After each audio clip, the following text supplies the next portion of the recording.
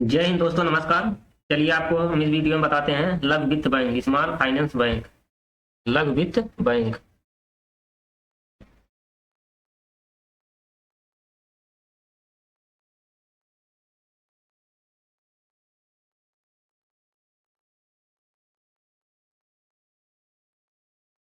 लघु वित्त bank, small finance bank.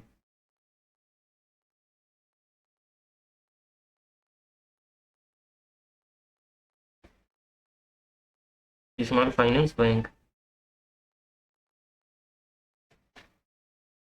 इसको शॉर्ट कट में जो है SFB बोलते हैं। चलिए इसकी जो परिभाषा देखते हैं। परिभाषा पहले देख लेते हैं। लघु वित्त बैंक जो है वाणिज्यिक बैंकों का एक छोटा और सीमित संस्करण है। यह जो है कौन लघु वित्त बैंक जो है वाणिज्यिक बैंकों का एक छोटा और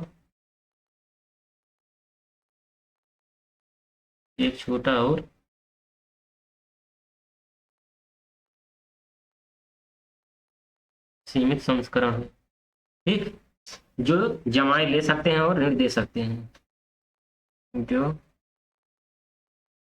जमाए ले सकते हैं और ऋण दे सकते हैं। मतलब ये ऐसे बैंक हैं जो आपको पैसा भी जमा करेंगे और ऋण भी देंगे, दोनों काम करेंगे। इनकी विशेषता क्या है, विशेषता देख लेते हैं। विशेषता देखिए, ये जमा स्वीकार करते हैं, जमा स्वीकार करते हैं। ठीक, दूसरा पॉइंट है ऋण प्रदान करते हैं, ऋण प्रदान करते हैं। और तीसरा पॉइंट है इसमें बीमा म्यूचुअल फंड देते हैं, बीमा भी करते हैं। बीमा म्यूचुअल फंड ये भी जो है करते हैं। अब इसका मापदंड देख लेते हैं। इसके लिए जो है मापदंड क्या है, क्राइटेरिया है। क्राइटेरिया इसका क्या है, मापदंड। एक चीज ये ध्यान दीजिएगा और एक चीज ये, और ये तीनों जो है ध्यान दीजिएगा।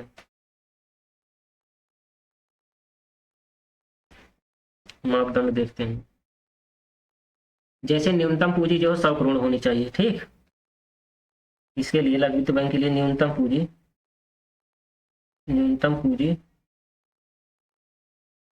100 करोड़ होनी चाहिए। इसका लघु वित्त बैंक का। दूसरा क्या है, 10 वर्ष का अनुभव प्राप्त हो। 10 वर्ष का अनुभव प्राप्त हो। उसके बाद तीसरा है आरबीआई के अनुसार, आरबीआई के अनुसार जो कार्य करे, मतलब CRR और SLR का पालन करना होगा। आरबीआई के अनुसार कार्य, CRR व SLR का पालन करना होगा। ठीक, यह जो है लघु वित्त बैंक का मापदंड हो गया। चलिए अब इसको जो है और पॉइंट देखते हैं इसमें।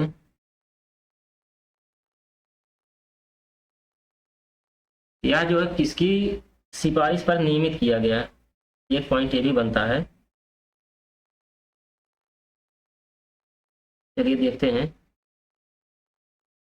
अदर फैक्ट या अन्य पॉइंट।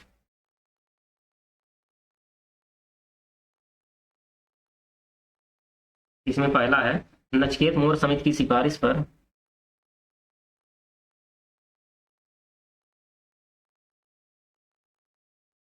अमित की सिफारिश पर निर्मित किया गया यह बैंक है। निर्मित किया गया यह बैंक है। ठीक, नचिकेत मोर समिति की सिफारिश पर निर्मित किया गया यह बैंक है। उसके बाद दूसरा पॉइंट देखते हैं इसमें, ग्रामीण क्षेत्र का वित्तीय समावेशन। इसमें ग्रामीण क्षेत्र का, ग्रामीण क्षेत्र को वित्त प्रदान करना, ग्रामीण क्षेत्र का वित्तीय समावेशन।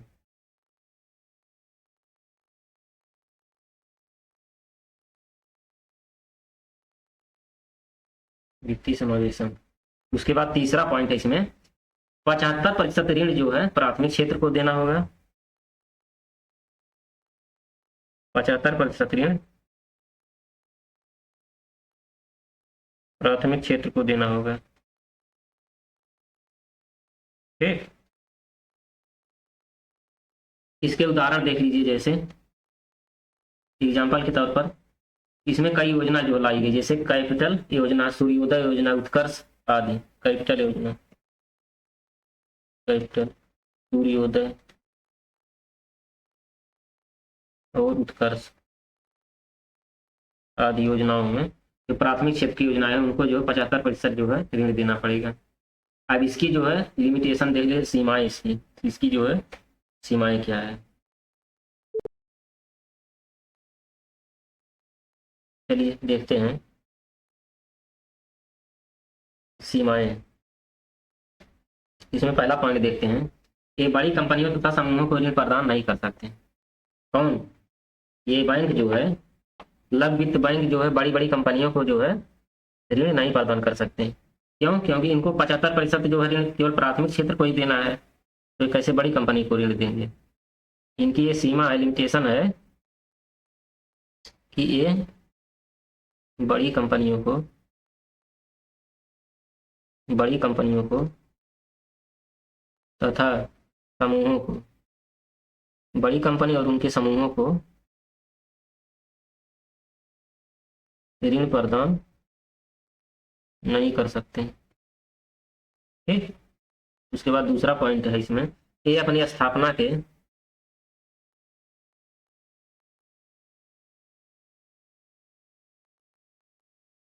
ये अपनी स्थापना के 5 वर्षों में भारतीय रिजर्व बैंक के अनुमति के बिना अपनी शाखाएं नहीं खोल सकते। ठीक, अपनी 5 वर्षों में आरबीआई के अनुसार, आरबीआई की अनुमति के बिना, आरबीआई के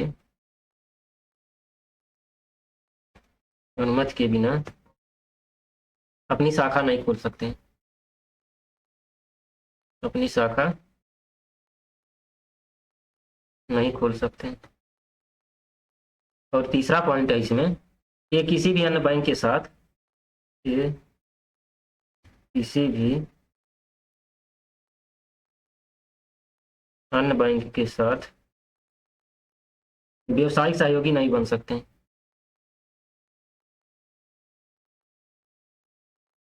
मतलब किसी भी और बैंक के साथ मिलकर व्यवसाय नहीं कर सकते, व्यवसायिक सहयोगी नहीं बन सकते। ठीक, ये तीनों बातें आपको अच्छे से समझ में आ गई होंगी, इनकी ये सीमाएं हैं। चलिए अब आपको आगे बताते हैं एनबीएफसी। एनबीएफसी का मतलब समझ रहे हैं, नॉन बैंकिंग फाइनेंशियल कंपनी, मतलब गैर बैंकिंग वित्तीय कंपनियां। ठीक, इसके बाद देखते हैं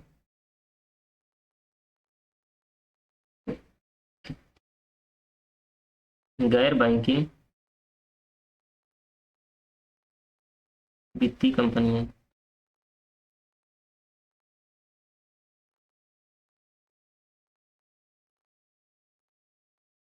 ठीक, non banking financial companies, NBFC shortcut में लिख दे रहा हूँ, NBFC, non banking financial company.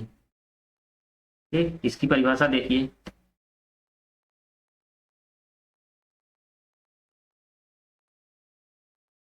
गैर बैंकिंग वित्तीय कंपनियां किसे कहते हैं? जो कंपनी अधिनियम, जैसे गैर बैंकिंग कंपनियां, गैर बैंकिंग वित्तीय कंपनियां जो हैं किसे कहते हैं, मतलब जो कंपनी अधिनियम, जो कंपनी अधिनियम 1956 के अंतर्गत पंजीकृत होती है।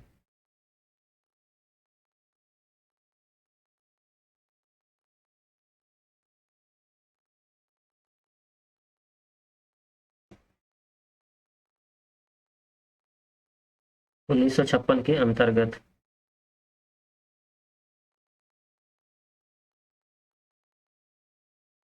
पंजीकृत होती है। ठीक, उसे कौन सी कंपनी कहते हैं? गैर बैंकिंग वित्तीय कंपनियां उसे कहते हैं। और जिसका प्रमुख कार्य उधार देना और विभिन्न प्रकार के शेयरों को, चलिए देखते हैं, पंजीकृत होती है और क्या होता है? विभिन्न प्रकार के उधार देना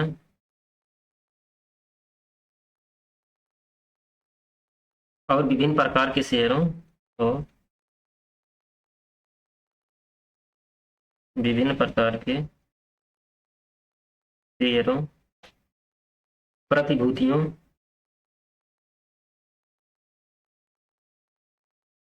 प्रतिभूतियों, बीमा कारोबार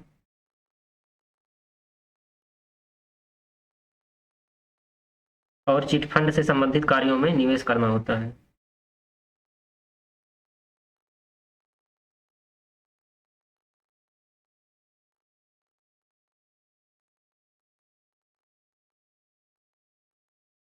चिट फंड से संबंधित कार्यों में निवेश करना होता है। ठीक, गैर बैंकिंग वित्त कंपनियां कहलाती हैं। इसमें थोड़ा ध्यान से देखिएगा, जो कंपनी गैर बैंकिंग वित्तीय कंपनियां हैं उस संस्था को कहते हैं, गैर बैंकिंग वित्त कंपनियां उस संस्था को कहते हैं कि जो कंपनी अधिनियम 1956 के अंतर्गत पंजीकृत हो। ठीक, चलिए इसको देख लेते हैं।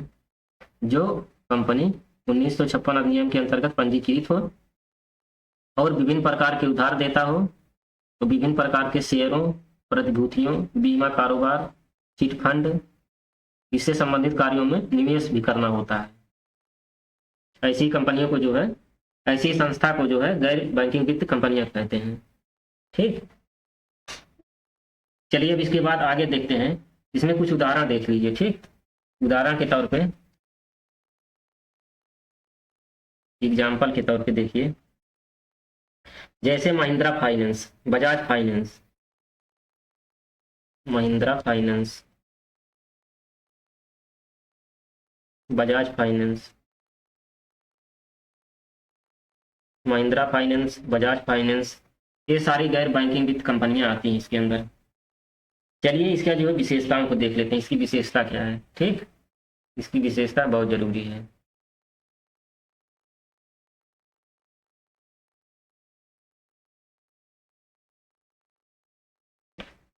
चलिए,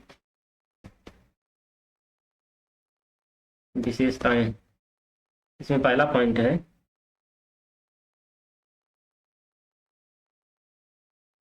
मांग जमा नहीं स्वीकार करता। मांग जमा नहीं स्वीकार करता। ठीक, अच्छा, है मांग जमा क्या? मांग जमा का मतलब समझ रहे हैं? ऐसी जमा जिसे हम कभी भी निकाल सकते हैं। ठीक, मांग जमा ऐसी जमा जिसे हम कभी भी निकाल सकते हैं। मांग जमा ये स्वीकार नहीं करता। और दूसरी बात, दूसरी विशेषता है, ऋण प्रदाता है। एक मांग जमा है, एक सावधि जमा। मांग जमा जो है हम कभी भी निकाल सकते हैं, लेकिन जो सावधि जमा होती है वो एक निश्चित समय के बाद ही निकाल सकते हैं। ठीक, तो इसमें दूसरा देखिए, ऋण प्रदाता है, लोन देता है। ऋण प्रदाता है मतलब लोन देता है। उसके बाद तीसरा है, इसमें 100% तक विदेशी निवेश किया जा सकता है इस कंपनी में। इस कंपनी में 100% तक विदेशी निवेश किया जा सकता है। ठीक, उसके बाद चौथा पॉइंट है इसमें, CRR व या CLR मेंटेन करने की जरूरत नहीं है। प्लस CRR व या CLR को मेंटेन करने की कोई जरूरत नहीं है। ठीक, चलिए अब आगे बताते हैं। तो गैर बैंकिंग वित्तीय कंपनियां हो गई। चलिए अब इसके बाद बताते हैं, अखिल भारतीय वित्तीय संस्थान। अखिल भारतीय वित्तीय संस्थान कौन कौन से हैं? अखिल भारतीय वित्तीय संस्थान या विकास बैंक। चलिए इसको आगे बताते हैं।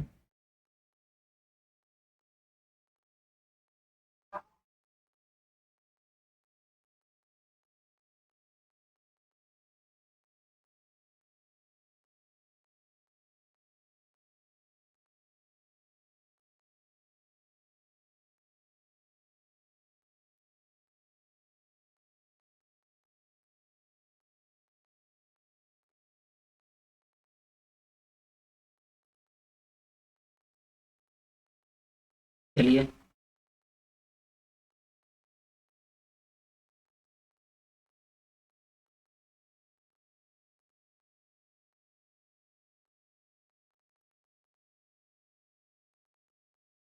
इसमें जो है अखिल भारतीय वित्तीय संस्थान।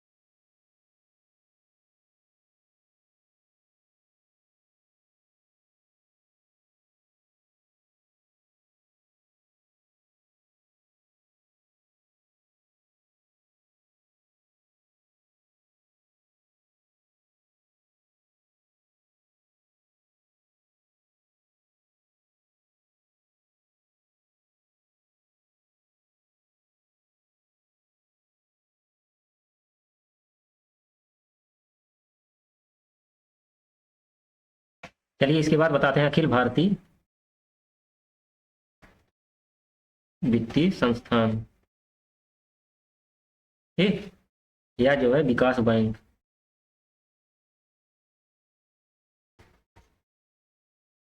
इसको ध्यान से देखिएगा,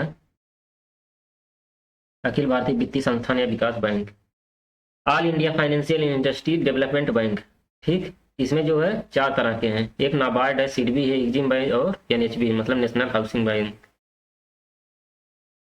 इसमें देखिए कौन कौन से हैं चार। एक तो है नाबार्ड, नाबार्ड हो गया। दूसरा है सिडबी। तीसरा है ई एग्जिम। और चौथा है एनएचबी नेशनल हाउसिंग बैंक, ठीक। चलिए एक एक करके देखते हैं। एक और है आईडीबीआई भारतीय औद्योगिक विकास बैंक। चलिए इसमें एक एक करके देखते हैं। पहला है राष्ट्रीय कृषि एवं ग्रामीण विकास बैंक, राष्ट्रीय कृषि एवं ग्रामीण बैंक, राष्ट्रीय कृषि एवं ग्रामीण बैंक, ठीक। National agriculture and rural bank, national agriculture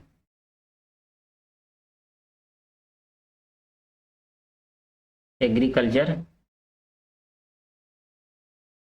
and rural bank,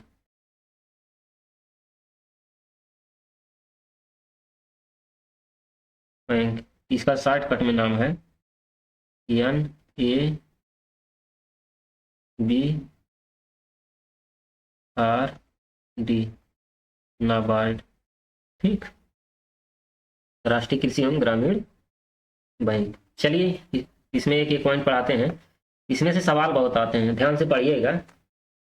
और एक बात ये भी जान लीजिए, अगर ये ध्यान से पढ़ लिए, नोट्स बना लिए, तो एक भी जो सवाल छूटेगा नहीं, ठीक। चलिए देखते हैं इसकी स्थापना। पहले इसकी स्थापना ही करवा देते हैं हम। 12 जुलाई 1982 को, 12 जुलाई 1982 को हुआ। 1979 में गठित एक मतलब बी सिमरन समिति की सिफारिश पर।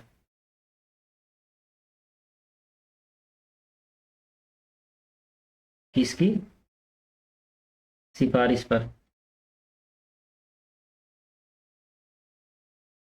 किसकी सिफारिश पर? बी सिमरन, बी शिवरमन, बी शिवरमन समिति की सिफारिश पर 12 जुलाई 1982 को इसकी स्थापना की गई, नाबार्ड की, ठीक। इसका मुख्यालय देख लेते हैं। मुख्यालय देखिए मुंबई में है, मुख्यालय मुंबई में, वित्त मंत्रालय के तहत जो काम करता है।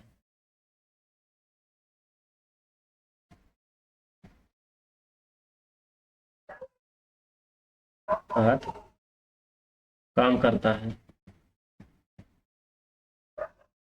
इसका उद्देश्य क्या है? उद्देश्य देख लीजिए। ग्रामीण व कृषि क्षेत्र को वित्त उपलब्ध कराता है। ग्रामीण व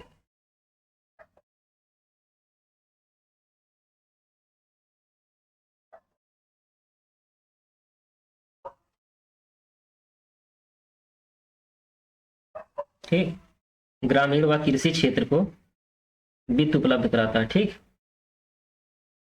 अब आगे चलिए देखते हैं हिस्सेदारी। इसकी हिस्सेदारी भारत सरकार के पास जो है, भारत सरकार के पास और आरबीआई के पास जो है, आरबीआई की कितनी हिस्सेदारी है, भारत सरकार की हिस्सेदारी कितनी है इसमें।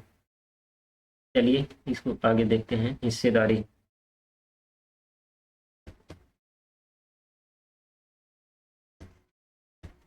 नाबार्ड बैंक में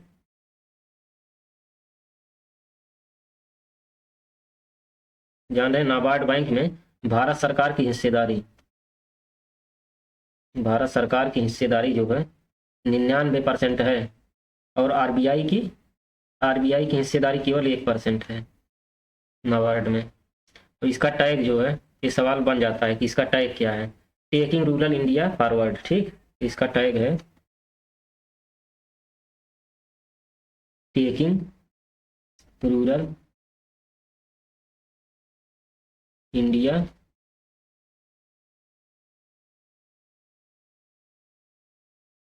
ठीक, टेकिंग रूरल इंडिया फॉरवर्ड, इसका जो टैग लाइन है नाबार्ड का।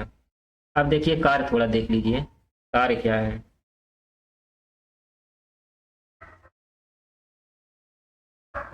नाबार्ड काम कौन कौन सा करता है? नाबार्ड एक शीर्ष संस्था के रूप में अनेक वित्तीय संस्था है। नाबार्ड नाबार्ड शीर्ष संस्था के रूप में अनेक वित्तीय संस्था है,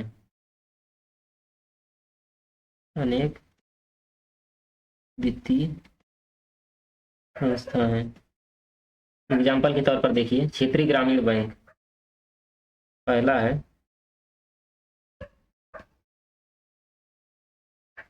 क्षेत्रीय ग्रामीण बैंक। दूसरा है राज्य सहकारी बैंक। ठीक, राज्य सहकारी बैंक। और तीसरा है अनुसूचित वाणिज्यिक बैंक। अनुसूचित वाणिज्यिक बैंक। और चौथा है गैर बैंकिंग वित्तीय संस्थान। गैर बैंकिंग वित्तीय संस्थान को ऋण प्रदान करता है। ठीक, इसमें क्षेत्रीय ग्रामीण बैंक, राज्य सहकारी बैंक, अनुसूचित वाणिज्यिक बैंक और गैर बैंकिंग वित्तीय संस्थान को भी यह ऋण प्रदान करता है। इसका मुख्य उद्देश्य संस्थागत विकास करना, ग्रामीण क्षेत्रों में विभिन्न विकासात्मक गतिविधियों को बढ़ावा देना, इन सब के लिए यह जो है नाबार्ड जो है ऋण प्रदान करता है, ताकि जो है ग्रामीण क्षेत्रों में विकास हो। चलिए अब इसके बाद देखते हैं भारतीय औद्योगिक विकास बैंक। ठीक, इसको हटाते हैं, यहीं से देख लीजिए।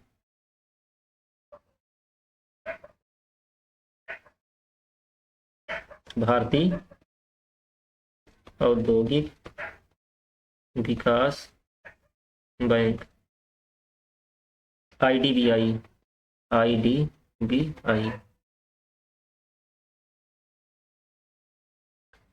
पहले इसका जो है सीरियल वाइज देखते हैं। National development bank of India, national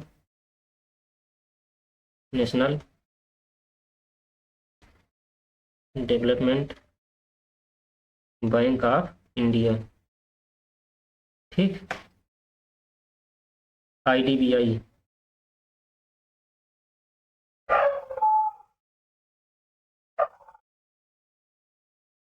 यह जो है कब बना, पहला सवाल यही उठता है कि यह कब बना और स्थापना कब हुई। चलिए मेन पॉइंट देखते हैं। स्थापना, पहले स्थापना देख लीजिए। स्थापना 1964 में कर दी गई। ठीक, और 1964 में वाणिज्यिक बैंकों की स्थापना की फाइल की गई।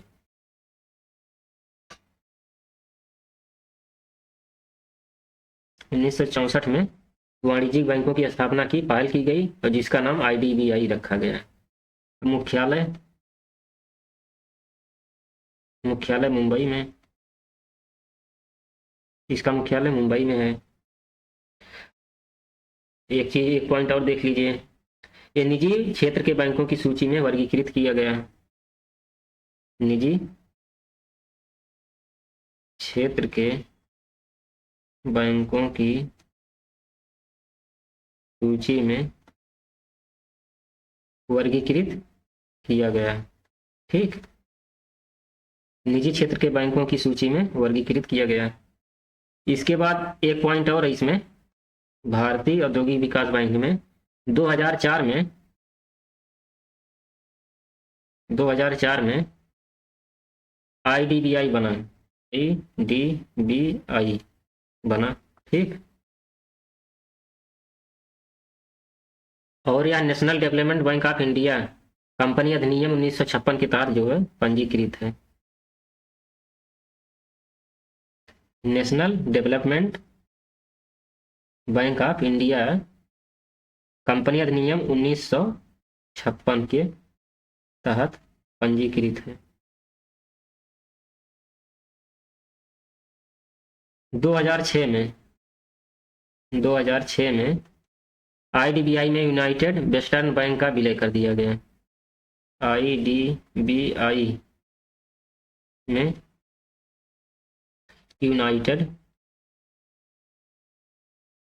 यूनाइटेड वेस्टर्न बैंक का विलय। वेस्टर्न बैंक का विलय। ठीक, तो एलआईसी के पास आईडीबीआई के 51% शेयर हैं। एलआईसी के पास आईडीबीआई के 51% शेयर हैं। ठीक, ये तो भारतीय औद्योगिक विकास बैंक हो गया। चलिए इसके बाद बताते हैं सिडबी, मतलब भारतीय लघु उद्योग विकास बैंक।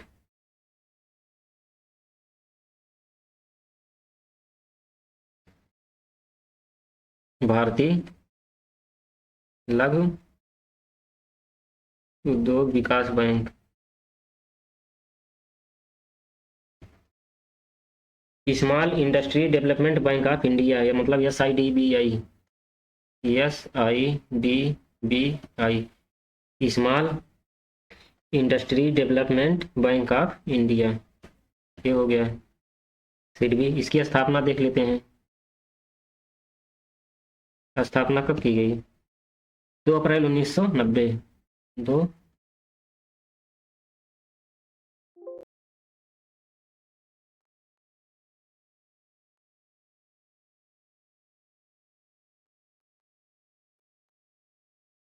इसको हटाना पड़ेगा।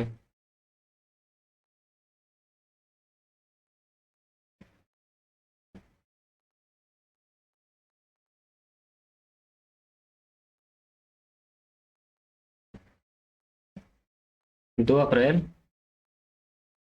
1990 को की गई। ठीक, इसकी स्थापना। इसका मुख्यालय कहाँ पे है? मुख्यालय लखनऊ में है। लखनऊ में। और काम किसके तहत करता है? वित्त मंत्रालय के तहत। वित्त मंत्रालय के तहत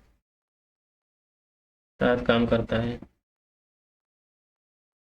ठीक, इसके बाद जो है इसका उद्देश्य देख लिया, सूक्ष्म लघु उद्योगों हेतु वित्त उपलब्ध कराता है। सूक्ष्म व लघु उद्योगों हेतु वित्त उपलब्ध कराता है।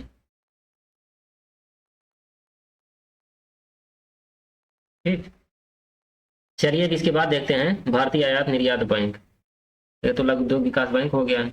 के बाद देखते हैं, इसको भी हटा दें।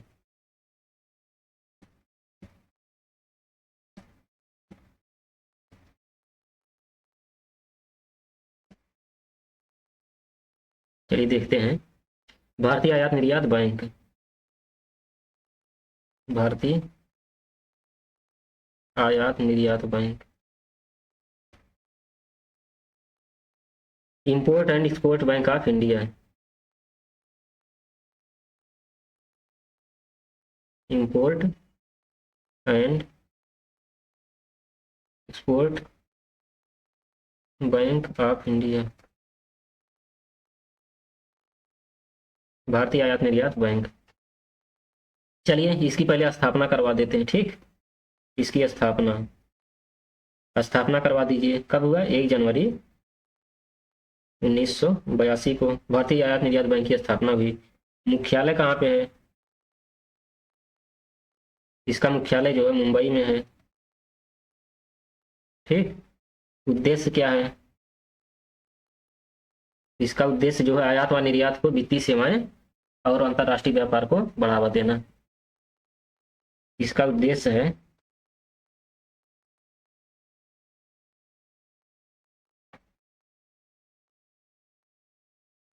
आयात व निर्यात को वित्तीय सेवाएं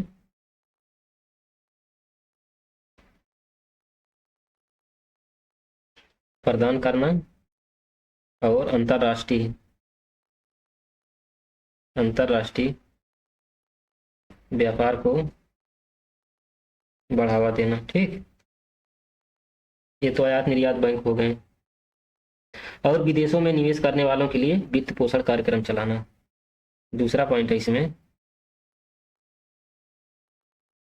विदेशों में निवेश करने वालों के लिए वित्त पोषण कार्यक्रम चलाना, वित्त पोषण कार्यक्रम चलाना, ठीक। ये तो आयात निर्यात बैंक हो गए। अब चलिए इसके बाद बताते हैं राष्ट्रीय आवास बैंक क्या होता है। राष्ट्रीय आवास बैंक मतलब NHB, नेशनल हाउसिंग बैंक। पीछे हमने बताया था नाबार्ड, सिडबी और एग्जिम मतलब एक्सपोर्ट इंपोर्ट बैंक। उसके बाद अब आगे वाला था NHB मतलब नेशनल हाउसिंग बैंक, राष्ट्रीय आवास बैंक। चलिए उसे भी बता देते हैं।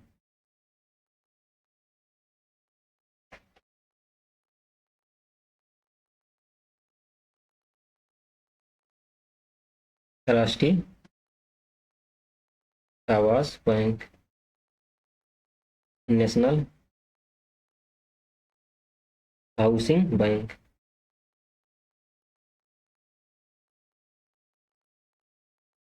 NHB, ठीक। इसमें पहले स्थापना करवा देते हैं। चलिए स्थापना करवा दीजिए। स्थापना इसकी कब हुई? 9 जुलाई 1988 को। 9 जुलाई 1988 को इसकी स्थापना हुई। तो इसका मुख्यालय कहाँ पे है? मुख्यालय खुलवा दीजिए। नई दिल्ली। नई दिल्ली किसके तहत काम करता है? वित्त मंत्रालय के तहत। यह वित्त मंत्रालय के तहत काम करता है। तो यह जो है आवास वित्त कंपनियों का नियमन करता है, ठीक। नेशनल हाउसिंग बैंक जो है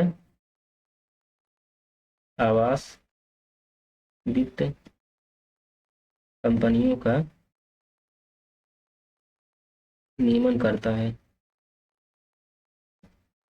ठीक। चलिए इसके आगे बताते हैं। यहां तक तो बैंक पूरा समाप्त हो गया है। अब इसके अलावा जो है प्रमुख नियामक संस्था है, ठीक। इसके अलावा भी प्रमुख नियामक संस्था है।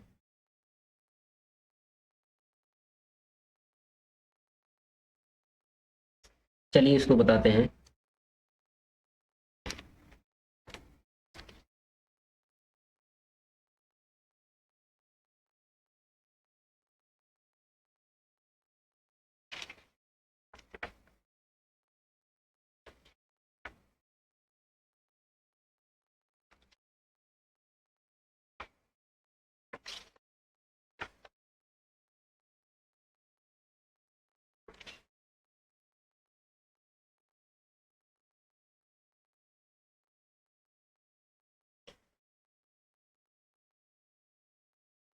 चलिए दोस्तों, आपका जो है बैंक जो है जितना था वो समाप्त हुआ। अब इसमें कुछ और है, जैसे प्रमुख नियामक संस्था है, इन सबको जो है अलग से जो अगले वीडियो में बताएंगे, ठीक। प्रमुख नियामक संस्था जैसे बैंक से प्रमुख शब्दावली है, यही सब जो है थोड़ा थोड़ा है, छोटी छोटी चीज़ें हैं जो कि एग्जाम में, छोटे छोटे एग्जाम में पूछ ली जाती हैं। इसको हम अगले वीडियो में बता देंगे।